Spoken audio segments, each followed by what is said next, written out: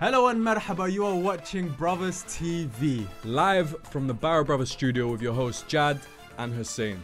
Welcome back guys to the second ever episode of BruvvasTV. This is going to be a good one for you guys. If you didn't know what BruvvasTV is, it's the only place you need to come to hear about football news, mainstream and niche. Some stuff we're going to say today, I guarantee you had no idea about. How about that? And obviously a few of the segments include the Premier League roundup where we discuss most of the scores, the biggest games. The ones we care about, just to let you know. Yep. We also discuss the segment Around the World where we kind of talk about the results. Around the world.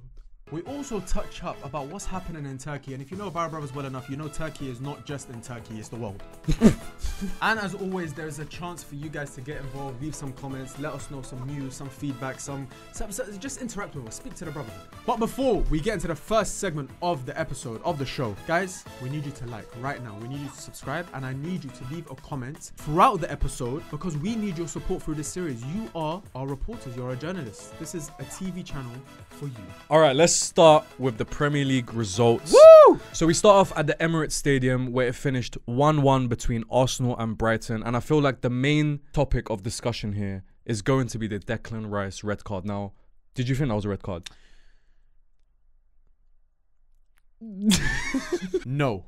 Okay, I'm glad you said that. Yeah. I don't think it was a red card. Shall I tell you why? I feel like people remove the human aspect of football and footballers. If you're a footballer, if you're Declan Rice, people say, oh, but he should know. He was already on a yellow card. He should know better. If you see a ball just touch your foot, I feel like, I've played football. You've played football. The ball comes to your foot. You just touch it a little bit. Like you're not purposely kicking it away. I personally don't feel like Declan Rice kicked it away to delay a free kick. I think he just saw the ball and just you know, get what I'm trying to say? Like, just a human, he wants to kick ball. I agree with that. I also think that Veltman, of course, just did that on purpose. He was not looking at anyone. Yeah. He was not taking that free kick to find someone up there. He just wanted a reason because he knew Declan Rice was in the way and kind of wanted a statement with that thing. Also, it's the fact that Declan Rice didn't even see it. Like the ball's hit the back of his foot.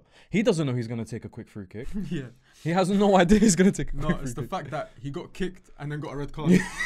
That's what made it worse. That's what made it worse. And what made me so angry is the tackle in the first half that got him a yellow card was very, very stupid in the first place. He should have never done that. Like that made me angry. That's where people will say that it's his fault. Yeah, that's why people were kind of blaming him. Like if you didn't want to get a red card, we're following the rules. But then again, if you want to follow the rules, I see and it happens so much times in football where a player gets a yellow card for fouling someone and then dives in the box. Referee doesn't give, tells him to get up. Why is that not a second yellow? I was gonna say that usually the second yellow, if you take the second yellow offense, if you take the offense that might be a second yellow and you single it out as a normal offense by itself, usually it's a yellow card. But when the referee knows that's his second booking, now I'm gonna have to send him off, he'll give it a bit of leeway. Yeah. Which is why I was so surprised that as a second yellow, cool, you want to give that as a first yellow card, all right, I hear it. But as a second yellow, it usually takes more. That's exactly my point. And it's the fact that I obviously wouldn't want someone to get a second yellow for diving. Yeah. But it's the fact that it has to be consistent. Like the reason for the red card, the reason for the second offense was the fact that he interrupted a quick free kick. Yeah. But the ball was still rolling. Yeah. Big decision that obviously turned the game on its head, and Brighton were of course able to. You still had chances. Still had chances, but I mean that doesn't make up for it. It's a bad decision. You have 10 men on the pitch and it changed the whole game. You could see Brighton were on top of possession after that. They had not all the chances, but created a lot of chances after that. And they scored a few minutes after it too. Yeah. That's like, obviously we spoke about Havertz and we've spoken about him before. I feel like that's where, you know, you've created chances, you've gone through one-on-one, you've given like, okay, cool, you've gone down to 10 men. Is that where you need the number 9? That bad boy, that killer, that's just going to guarantee you goals. Because, cool, I hear it, Havertz gets goals. But, and I've heard this from Arsenal fans as well, so it's not just from me, the chances he misses in a game sometimes outweigh like the goals he gets. Because it's like, cool, you scored 1, you should have 4, for example. Now, Havertz does score a lot of goals, but eventually you're going to score a lot of goals when you create a lot of chances regardless. Yeah. When you need that killer instinct, like you were saying, in the box to get you those results when it matters, it drives me crazy that this whole transfer window, Arsenal didn't focus on a striker. And I feel that kind of leads us to our next point, which is on deadline day, who they ended up going with, the player that I said should retire. And how has that happened? Life comes at you How has that happened? That comes at you so fast. Raheem Sterling, Northwest's very own, is now an Arsenal player. I think it's a good signing. Especially when I watch your wingers, you need Raheem. We need Raheem, but you need Raheem. I can see why people would say no, wait. You need Raheem. Yeah. We need Bismillah ar-Rahman ar-Rahim. That's what we need. Yeah.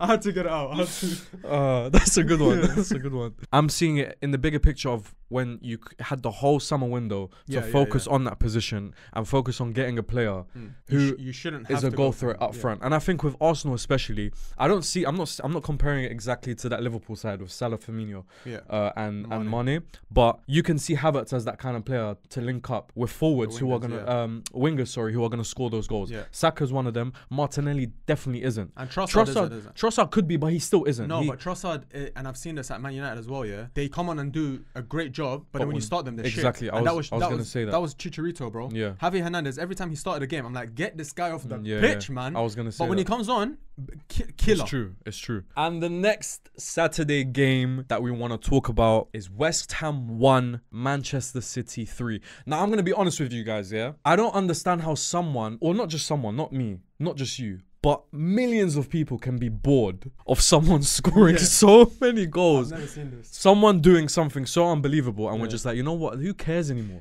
We don't care. Do you know how annoying you have to be, annoyingly good, to score a goal, and people are like, fucking grow up? No, honestly. Like, it's not even like missing chances. It's like, you're scoring a hat trick, and people are like, fuck off, man. This guy's a maniac. And if you haven't noticed what we're talking about yet, Erling Haaland, who has now, by the way, in the Premier League scored 70 goals in 69 games. I'll rap him, man. 70 goals in 69 games. That's crazy. He's so young, isn't it? We can fight him. Yeah, we actually could. And I'm kind of glad that the international break is here. But then again, Norway, 8 goals. I know it's coming. Against San Marino, but you won't qualify for the Euro. Yeah. San Jose Mourinho. Yeah, Mourinho manages San Marino, bro. Cool. Just next. They've won the league, by the way. I'm telling you from now. Yeah, I can't lie. You know what? It's only taken me 2 games to think. Was it 5 in a row? That one, that pet. Khod. Alright, the next one. We've got Manchester United versus Liverpool.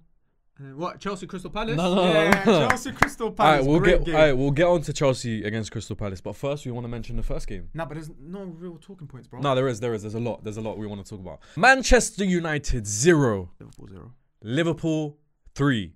Tres Tlete. When did that happen, bro? Main talking points from this game. First of all, Old Trafford. I just want to say, against Liverpool, I don't know what it is, man. You lot just kind of bend down and take it. Right, I'm going to talk now. Give me the floor. Thank you. This, for me, going into the game, Man United had 1-1, lost 1 in the first 2 games. Liverpool 1-2, but against teams they should be beaten. This, for me, I came into the game saying, you know what? This is going to let me know if Man United are good, if Liverpool are good. This is kind of the decider for me to know where we're at. You've had 3 years now with a team. A manager has come in, replaced one of the best managers that team has ever had no signings for the first team at all, and managed to beat you 3-0 in your own ground. And not even just beat you, bro. Like, I don't mind losing if we've played well, if we've shown something, I'm telling you now, we had nothing. We had nothing going forward. Xerxes had a few chances here and there later on in the game, whatever. Bro, did you see the goals? We were bullied, bro. We were bullied in midfield. And let me get on to someone in midfield as well. Yeah. Casemiro. I'm going to grill him, but before I grill him, you replace Casemiro with Ugarte. You know Ugarte doesn't do that, yeah? Ugarte doesn't get the ball off the back line and pass it forward. That's not his game. His game, he just wants to run around and close people down and shit. It's going to be the same shit. Ugarte is not that player. But anyway, Casemiro. Repeat after me. Assalamu alaikum wa rahmatullahi wa barakatuh. Kayfa halak. Marhaba. Shukran. No, he needs to learn. Congratulations, you've just signed for Al Ahly. He needs to learn, bro. You know, whilst we're there as well, repeat after me. Ashhadu. He needs all the help he can get. Everything, bro. He needs it all. He needs it all. I don't know what I need to say. Yeah. I actually don't know what I need to say. Have you seen the Jamie Carragher? Alec, bro. Come on. No, I had to get it out. Bro, he's wearing a shirt that I grew up like loving, bro. This shirt meant everything to me. The badge, everything. You fat. Come on. No, I'm losing it. Come on. I'm losing it. By the way, he came into the so calm. No, I'm going mad. Have you seen the Jamie Carragher video from last year? Leave the game before the game, whatever he said. Yeah. And he's so right. And he was talking about him and you know what? When you watch it at that time, you were thinking how disrespectful, like to be saying this on TV. That get ready for the MLS, get ready for Saudi, and you're saying this before the season's even started. But even then, his pace and his decision making, it's got nothing to do with his weight or his body shape. It's literally quality, technical quality and ability is slacking now, and he's not the same player he was when he was next to Cruz and Modric. He's not that player anymore. But I don't think Ten Hag sees it, and I don't think Ten Hag sees a lot of things, which is the issue with your manager. I'm not liking what I'm seeing so far. It's too early to say go. Too early to say go to who? Ten Hag. It's been 3 years. No, in this season. No, it's not. On the topic of legs gone, did you see Rashford? Yes. You know what? I understand the hatred towards Rashford with the fans, but I don't know why I feel so sorry for him. Okay, you feel sorry for him, yeah? I feel very sorry for him. Bro, do you know, I promise you, yeah, I'm not even anti-Rashford. You know when he squares up isolates a man 1v1? He doesn't know what to do. No, he can't take him on anymore. Yeah, he turns back. I know. They look very heavy. Bro. They look very so heavy. Yeah. He even tried to like knock it past Trent, and Trent is not quick. Yeah. And Trent got the better of him. Enough. Move on, man. Nah, I'm done. I've already checked out mentally this season. I'm not gonna watch Man United anymore. Okay, so in the final game that we want to talk about in this review, of course, there were games like Newcastle and Tottenham, 2-1. There was Chelsea Palace, the 1-1. But a very interesting game, which could have severe consequences at the end of the season. Everton 2, Bournemouth 3. Sean Dyche. I think since you started that, by the way, I love him since you started that, it's just gone downhill. I love him. Now, the main reason we wanted to talk about this game, of course, it was 2-0, I believe, in the 86th minute. Yep. And by what, the 94th or the 95th? 3-2. 3-2. You know, I've never seen... At Goodison Park, by the way. At Goodison Park. I've never seen that many people get up and leave simultaneously at the exact same time. As soon as that third goal went in. Do you think they're going down? No. I believe in Sean Dyche. They're better than Southampton. Ipswich? Nope. Ipswich are right still. Wolves? No, Wolves is better. They'll stay up, man. Somehow. Premier League will work itself out. You said it's better than one team. It'll work itself out. Okay. Moving on from the Premier League, it's time Casemiro, for Sancho, and maybe Ten Hag. Have it, man. Moving on from the Premier League results, we now have our next segment, which is Around the World, Around the World. We start off in Rome, where Lazio drew 2-2 with Milan. Now, I don't know anyone that supports Milan, but they should feel very, very ashamed of themselves. They should feel. I'm not going to talk too much. Fonseca. Yeah. I know what I just said about Ten Hag too early in the season to get sacked. Keep the energy. No. Oh. You've had him for 3 years. Oh, okay, first. We've had this guy for 3 weeks. Yep. And I want him gone. Yeah, dusted, everything. No, he needs to disappear from this club. Stupid coach, stupid lineups. We look like shit. And you know what? Congratulations, Juventus, Inter, or Napoli, because one of you are going to win the league. You kind of mentioned before the Leao and Theo thing to me, how they wasn't involved in the cooling break. They kind of stood away from the team. They obviously didn't start the game. Fonseca thought it was best to bench them. And as soon as they came on, we scored. However, I do want to say I don't think there's anything wrong with what them. They did. Yeah, nothing wrong with that. I think it's exaggerated. They literally had a cooling break a minute or 2 minutes after they came on. They have no reason. They already know what the manager's going to say to them because he said it to them on the touchline. There's no need for them to be there. So I think it's kind of exaggerated. It's not really that deep. I feel like there was a lot to tell from them standing apart. I don't agree with you at all. I think they hate the manager. I think they hate the club. And I think they want out of your dumb city. Fairs. Didn't watch the game, by the way. Just saw a screenshot. European lad. Moving on to our second game in Serie A, which was Napoli 2, Parma 1. Now, I'm going to be honest, I didn't watch this game. However, I was stuck to my phone like this in the 90th minute, watching them lose. Until La Caca. He's so annoying. He's so annoying. My final point on Napoli I want to mention is Osimhen. Yes. Removed from the squad completely. Good. He deserves it. I kind of hear it as well. Toys out the pram. Done too much, man. I don't like players being that public about wanting to leave. I hear you want to leave. Go about it in a respectful manner. Yeah. The way he went about it, bro, I despise the fact that he was talking to multiple clubs coming out. His agent was saying shit. He was saying shit in interviews. No move materialized. Like, he played his cards wrong. But the fact that Conte has said, you're not in my squad, you're not even registered, and furthermore, that number 9 that you got on your back, give me it. Yeah. Apparently he wants to give it to Lukaku. And Mario Rui is just like, what am I doing here? Yeah. He's got no beef. He doesn't know what's going on, bro. He's excluded as well. He was standing next to Osimhen one time when like, Conte was... you as well. Wallah. I saw he's like 4 foot as well.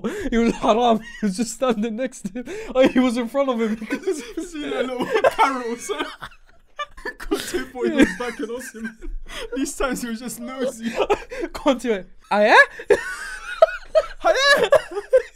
What I will say about Conte is that I think he's got the worst transfer strategy I've ever seen in my life. Like, the players he signs, bro, they scream, I'm only here for 2 years. Because the mess he leaves you in. But why did they scream in Romanian? And whisper? They whispered in Romanian. And in other news, Cristiano Ronaldo has a YouTube channel. So me and Ronaldo are the same now. We're both content creators. That's what you told me, bro. Fairs. In the life, we're all equal. No. So He's fucked. No, his numbers are dumb, bro. And people still try to deny that this is the biggest athlete on the planet. He's the biggest brand ever. Yeah, literally. Yeah, literally. Personal human brand, he's the biggest Literally. ever. He done this, yeah? New YouTube channel. And he surpassed us. Yeah. Yeah. You know how mad that is, bro? Yeah. Messi could never have that pull. And I think Aiden Ross mentioned that LeBron could pull similar numbers. I said, bro, No, it wasn't that. Do you know Ovi? Love Yeah. He believes that if Beckham was to play nowadays, that Beckham would have the bigger brand. Then Ronaldo? Yes. No. Right? No, he wouldn't. Think about it. I understand the comparison, but then again, he's not as good. He hasn't had the career that he did. Longevity. Of course, I get the whole brand being English, how good looking David Beckham was, the Spice Girls, Victoria Beckham, all of that kind of stuff. But Ronaldo's not butters though, man. Ronaldo's not butters. The career that he's had, the influence that he's had on the game. Beckham was never huge celebrity, star, brand, whatever. But not even in the same conversation as Cristiano Ronaldo, in my opinion. Let me check how many subscribers he's on right now. So at this moment, he's on 55.1 million subscribers, and you lot can't even get us to 10K. And to our last topic from the Around the World segment, Black Magic has finally failed. They found the cure. They found the cure. They finally came to their senses. Did you know, maybe we should pray. Yeah. Maybe that's what it is. Yeah. And ironically, it was found in Leverkusen. Yeah. And it worked against them because Leverkusen, I believe, were 2-0 up. Yes, they were. Against Red Bull Leipzig. 35 unbeaten, 35 in the league. And suddenly it's gone. They lost 3-2. Xabi Alonso. Just retire, man. No. You let your whole thing down, bro. Yeah, they must hate you out there, man. They must hate down, you. like, imagine losing one game. Yeah, in 35. Bro. Who do you think you are, bro? We did mention it last week and you said, I said, you know what, just go to your next game, just lose it. Bro, psychologically it's best. Yes. Because everyone's shaking now. We can't lose. Now you've lost. Yeah. Let your balls hang. Yeah. And now you cannot be competitive. Yeah. 35 losing streak, by the way.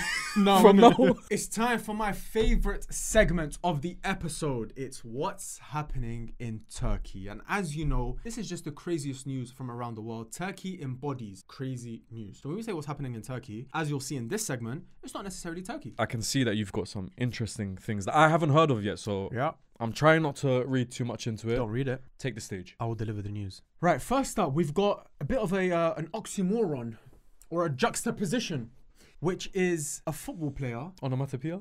No, a football player telling the truth and being honest and open. Oh. Yeah? So this is coming out of a Twitter account. And the Twitter account is verified. And it's a verified account of a footballer. And the footballer is Brown Idei.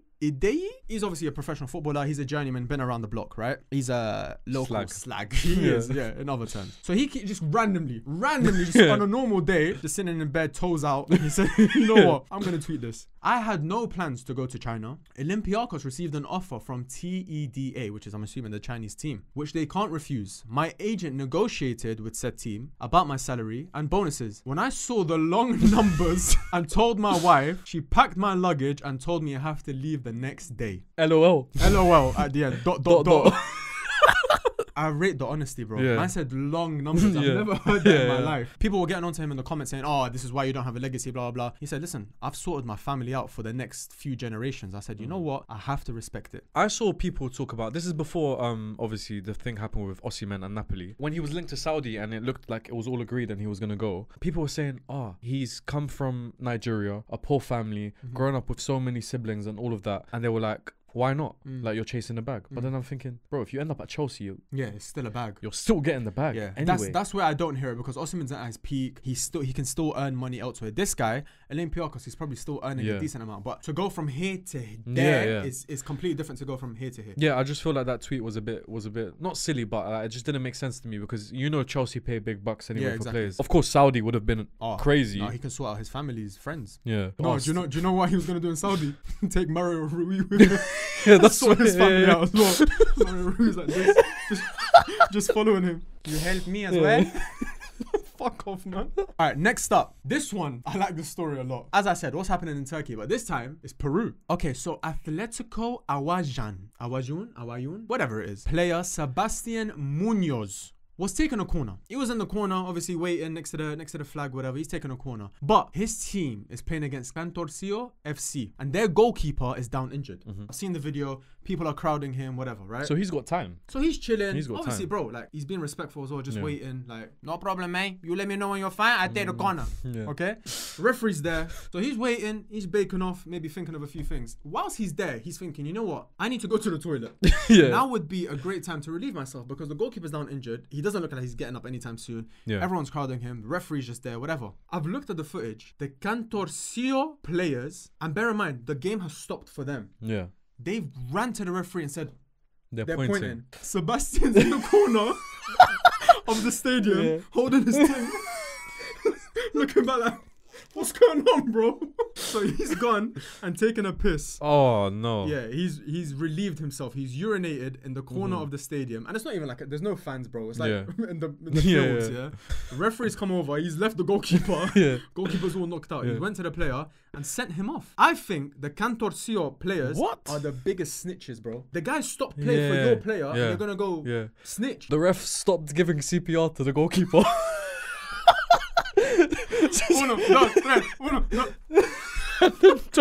But apparently, from what I'm hearing, the referee sent him off because he thought he was taking the piss.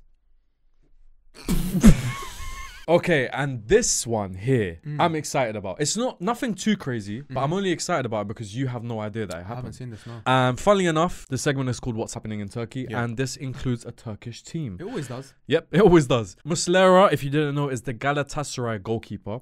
He's been Galatasaray's goalkeeper for years now, maybe like a decade now. They signed him quite young. He was very, very young. And he kind of lost his head. Funnily enough, I was actually in Switzerland when Young Boys played Galatasaray in the first leg of the game. You were watching Young Boys in Switzerland. They beat Galatasaray 3-2. Now, everyone obviously celebrated at the time, but they also were like, you know what? Galatasaray played really well. They felt like they kind of got lucky in that game. And they were like, you know what? When we go to Turkey, it's not going to be the same thing. Tough crowd. It's not going to be easy. Tough crowd, tough opposition. You get your mum thrown at you. You go to wave at your mum and she's in there coming at you. You haven't seen her in years. Somehow they found her and thrown her at you. In the reverse fixture in Galatasaray Stadium, in the, I think 88th minute, it was still 0-0. Now, Young Boys, one of the attackers, I've forgotten his name, he's through on goal. Through on goal, he's kind of, I believe he's gone past Muslera, or he's just kind of slipped it past him. It's gone in, he's gone to celebrate, and Muslera's just run and kicked him to trip him up. No way. Bro, literally, he's run off to celebrate, and he's got, you're not celebrating, and just swiped his foot. What? And he's just fallen onto the ground. Seen this? He's just fallen onto the ground. The player's gotten up like vexed, but... You can't do nothing. But you can't do nothing, bro. So he's tried to carry on celebrating whilst... He looked back and said, no, I'm not on it. Let me keep running. But the... Bro, imagine you're doing a celebration. He got up.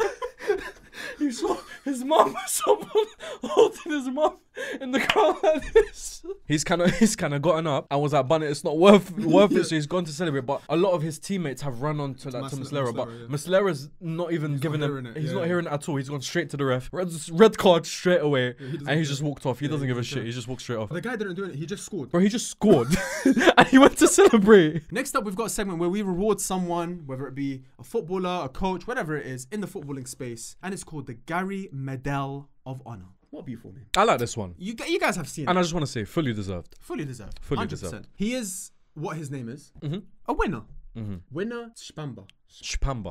Winner Shpamba. Let's go with that. Shpamba. Yeah, let's go with that. Yeah. And we did speak about him last week. Yeah, we said about, you know, the trend that he started that went so global that on deadline day, Sky Sports invited him down to present during deadline day, and he had his own segment. He spoke a little bit. That's crazy to me. And it's beautiful, man. Bro, that's crazy to me. You're empowering a kid's dreams, which is to become a journalist or whatever it is. We can directly affect him and his career. Is a beautiful thing. 100%. We're witnessing a journalist wonder kid. We've never seen that before. Yes. Deep it. True. Obviously, guys, as you know, these types of segments, the Gary Medal of Honor, you know, what's happening in Turkey, they're very, very reliant and dependent on you guys' comments, you guys mentioning us and stuff, sending us stuff in the DMs, commenting on this YouTube video, and let us know what to speak about next week. So please get your comments in below. It will help us out massively. Okay, so moving on to our final segment of the video, which is called What's Inter Saying? Which is basically where we discuss what the internet is saying. What's TikTok, Twitter, Instagram, what type of debates or discussions are people having on there that we can relay onto here. Okay, so what we kind of saw at the end of this week, approaching deadline day, was a lot of transfers.